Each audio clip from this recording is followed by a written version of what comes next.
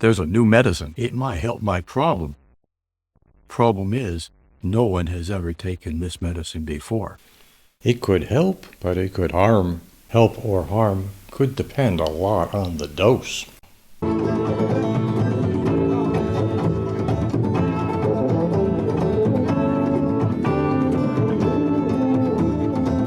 The Dose Utility Explorer is an app that Meihua Huang and Marie Gurgis made with me a while back. You can play with it yourself. There is a link in the description. So what's it all about? We'll take a tour of the Dose Utility Explorer to explore the challenge of trying to choose a good dose to try.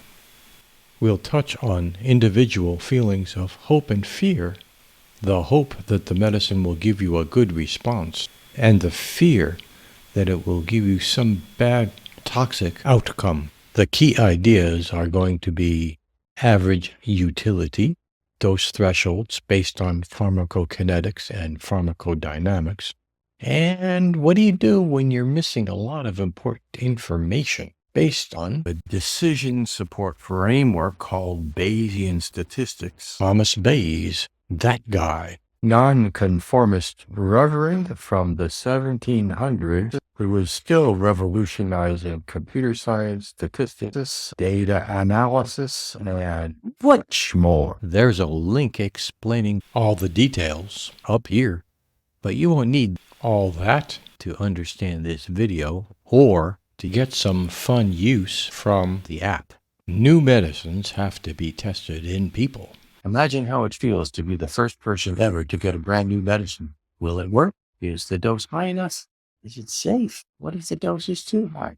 This video is in part a tribute to the patients who enroll in those first clinical trials for a brand new medicine. That has to take a lot of courage. The first patients Trying a new medicine will join a phase 1 trial. Its purpose is to explore the effects of different doses, starting at a really low dose. If it still seems safe after several patients get it, the next few patients get a higher dose, and so on. Later, we look at some phase 1 trial results. It seems like a good first guess that the higher doses would be more effective than the lower doses, but also more dangerous. So our trials try to find the highest dose that seems safe enough. The Dose Utility Explorer. Utility is how much you as a patient will love a good response or hate terrible toxicity, if that outcome actually happens. Let's figure out our utilities. Start here on the lower left. If you take the new medicine, there are 4 possible things that can happen. A little r or little t means nothing happens, good or bad. No response, no toxicity. We're going to nail that down at utility equals u equals 0, since it's the same as not taking any medicine at all. Big R, little t means I got a great response from the medicine, and nothing terrible happened from the medicine. We're going to nail that utility down to the value 1. So there's 0 for nothing happened, and 1 for the best thing happened.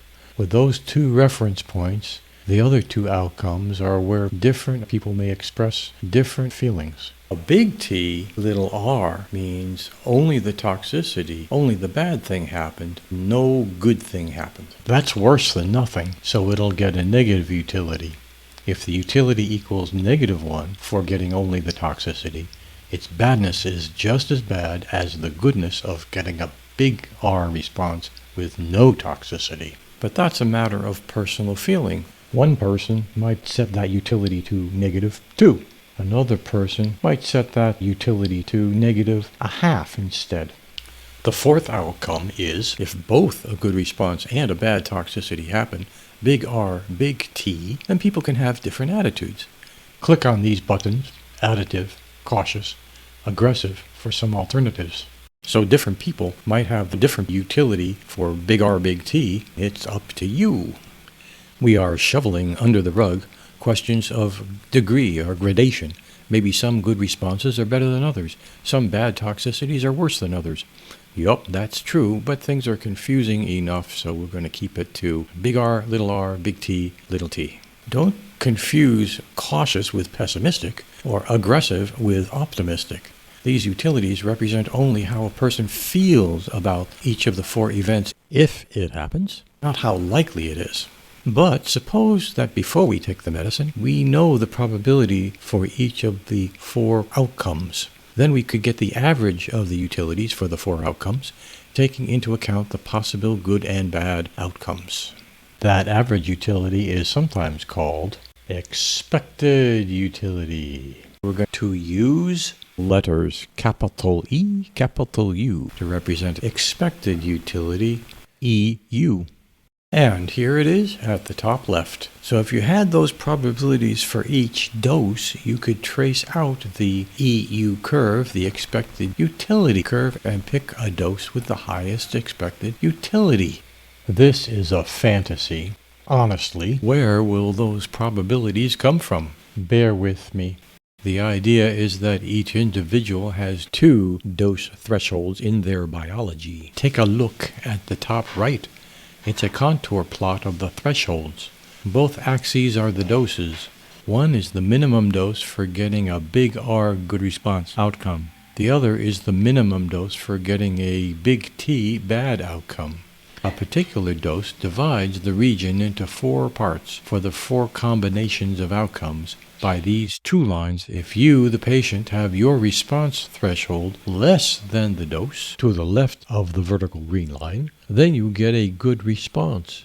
If your toxicity threshold is bigger than the dose above the horizontal line, then you will not get that big bad toxicity event because your threshold is higher than the dose.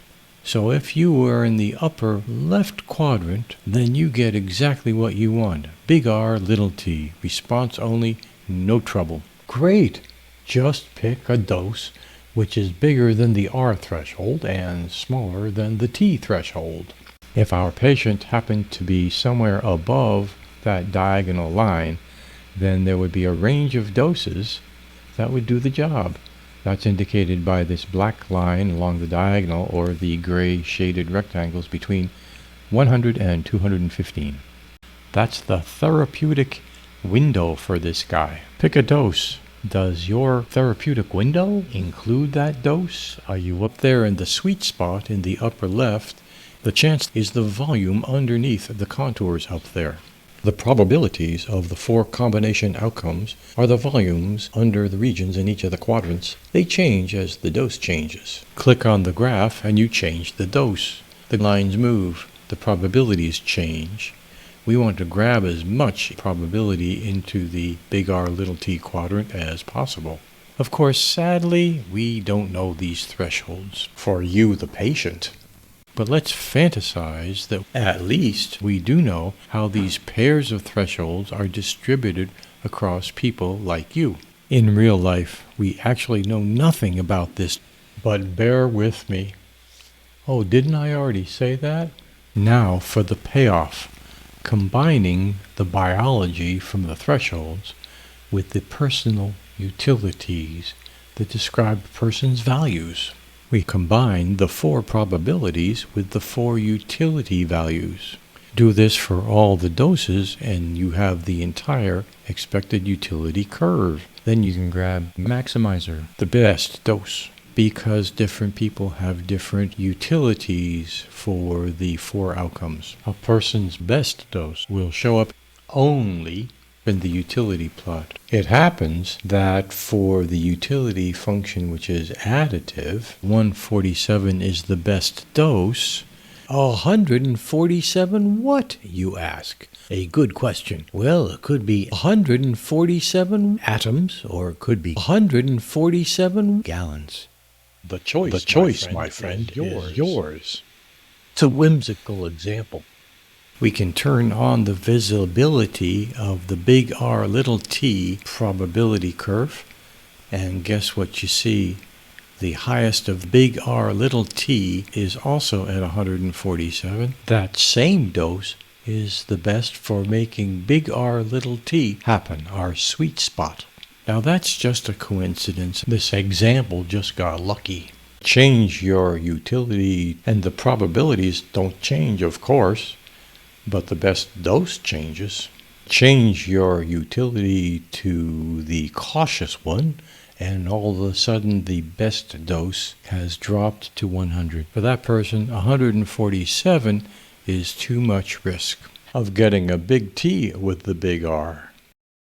Oh, but if you are one of those give me everything you got crazy people, then sure enough you want the biggest dose you can get. You don't mind toxicity at all. Damn the torpedoes! So the optimal dose is the maximum. In fact, infinity, that's a little nuts. Scale it back a little less aggressive, lower the utility for big R, big T to just 0.5, and that makes a bit more sense. The best dose does increase, but only to 261, not to infinity, driving the dose that high to optimize chance of a good response within reasonable risk.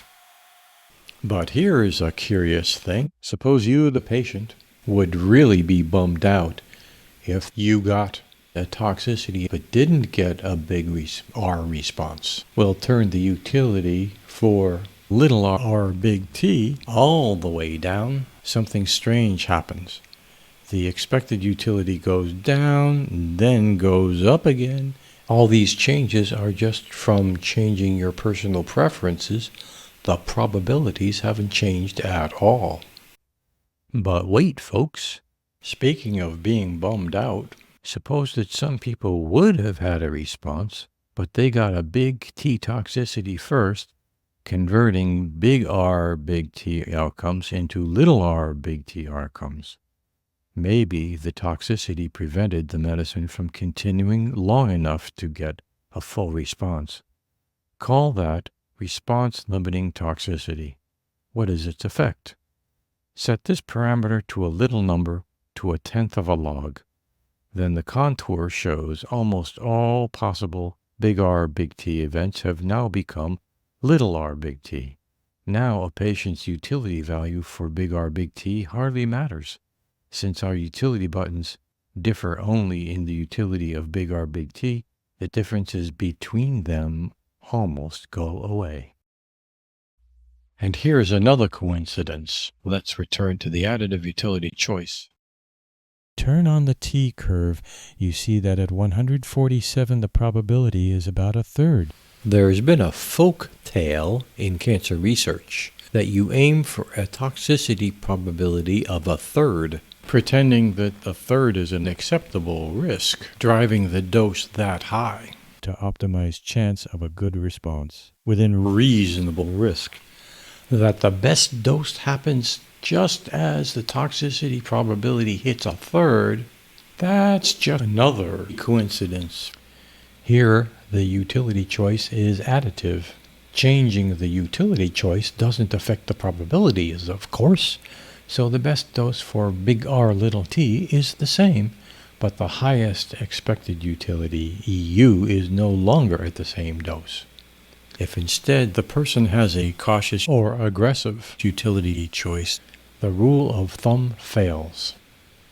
With a threshold correlation of 0, you have nice circular contours. That means that the two dose thresholds are unrelated. If you knew one threshold, that would tell you nothing about the other threshold. But the biology might say otherwise. Down here, change the correlation from 0 to 0.99, which is almost 1. See how the contours slant along a tilted line?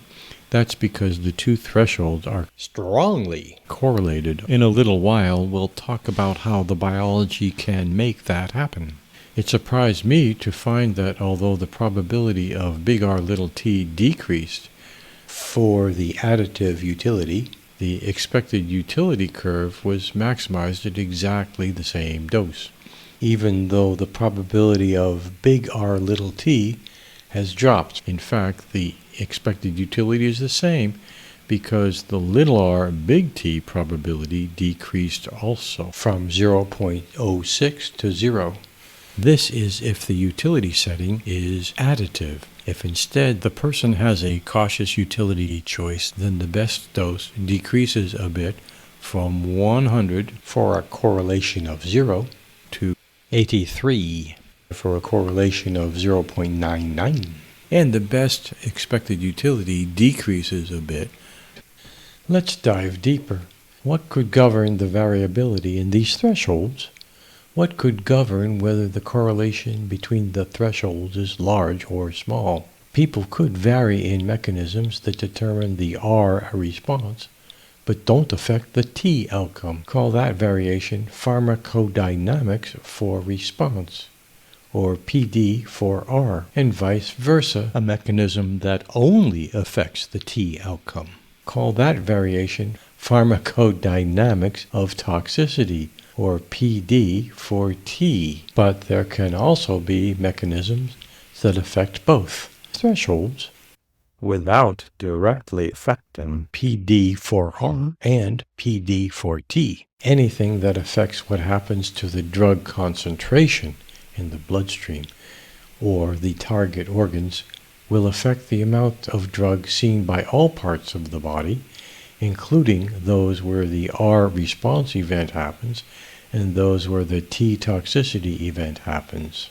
The biggest examples are differences among people in metabolic enzymes that break down or activate, and differences in clearance at the kidneys. Call this effect pharmacokinetics, or PK.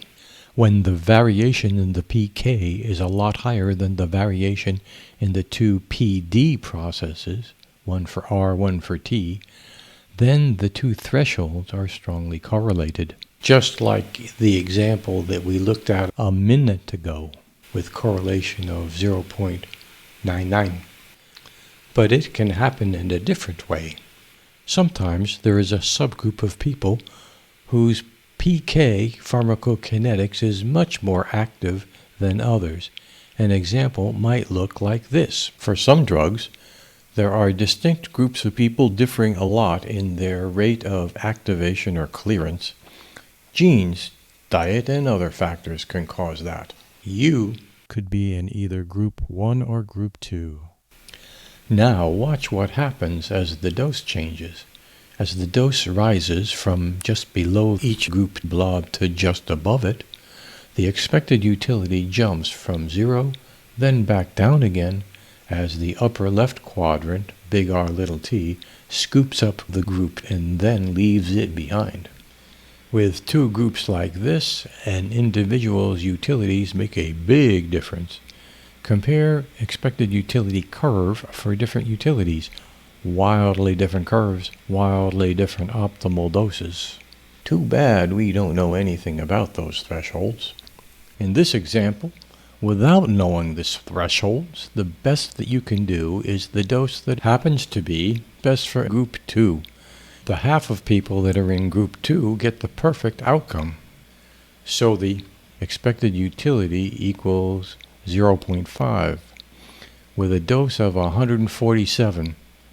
147? Again, that's a coincidence, honestly. All the group 1 people end up in the big R big T quadrant, lower left, they all get toxic. But if you could pick the dose separately for each group, you'd pick 38 for the group 1 people, and none of the group 1 people would get toxic. They'd all be in the sweet corner, big R little t, and the expected utility equals 1. If you like buzzwords, that's personalized medicine. So it might be good to study how the initial trials of the first patients work under different patterns of pharmacokinetics and pharmacodynamics. And ideally, trying to investigate PD and PK variation before the first phase 1 clinical trial. Maybe doing preclinical research to learn something important about how one patient might differ from another.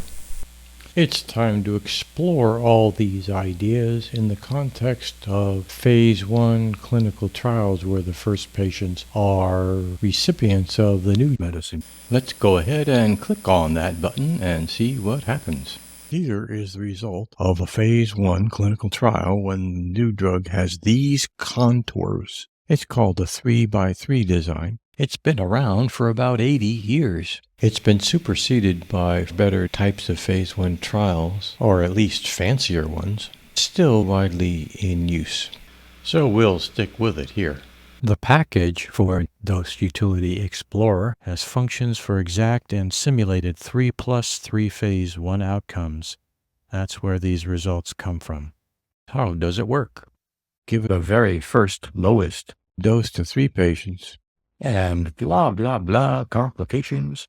Go to higher doses if the rules say so, and eventually, after 2 people on the current dose get a big T of so-called dose-limiting toxicity, a DLT, then you have to stop the trial. Then the previous dose level is guessed to be acceptable. The trial declares a maximum tolerated dose, or MTD, which we are supposing, or guessing, or hoping will be the highest safe dose for future study in a so-called phase 2 trial. I am skipping over some details. You're welcome. In the graph, the dotted line shows you the probabilities of stopping at each of the doses that are being tested. The red line shows you one dose level below that, and that's the maximum tolerated dose. For example, with a 70% chance, the 3+3 design will choose the MTD to be at 100, the best dose for a cautious person, but too low for a person with feelings corresponding to an aggressive utility setting. The MTD is random. If you were to repeat the trial again, the MTD that it produced could be completely different, the product of pure chance. It's a little unnerving.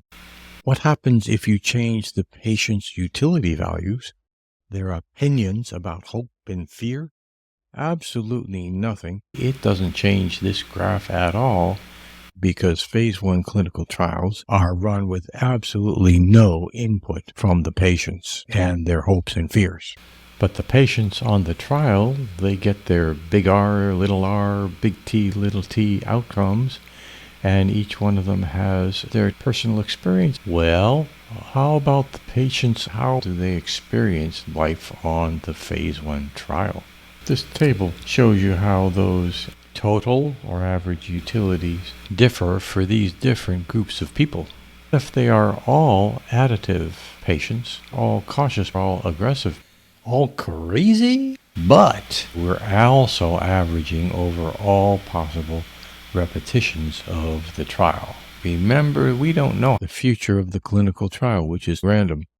The doctrine of Bayes, yes, is to first take into account everything you know, but then average over everything you don't know and let the probabilities you end up with be your guide.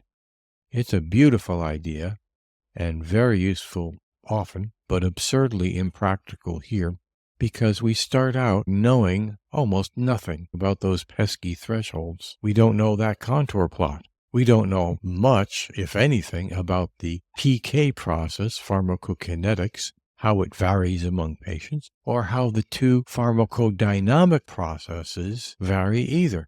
There's a lot of crucial things that we don't know, and somehow you have to translate your complete ignorance into mathematics. So what is this Dose Utility Explorer good for? Playing around with the assumptions, we explore the consequences, we get some insights. Can our phase 1 research plan be made more robust and work well under a variety of assumptions, a variety of possible realities? And finally, how about patients themselves?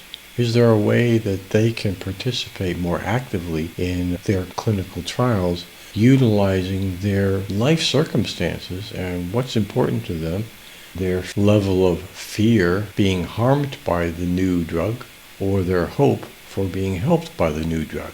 Maybe it can help to make clinical trials more responsive to patients, more rational, and more humane. We haven't factored in the value of contributing to our knowledge about the disease you've got, or the new medicines that might help people, if not you right now, then others in the future. People who contribute by joining clinical trials These are our heroes. They might as well know that they are greatly appreciated. And thanks again, Marie, Meihua, and my friends with the band Devlish Mary.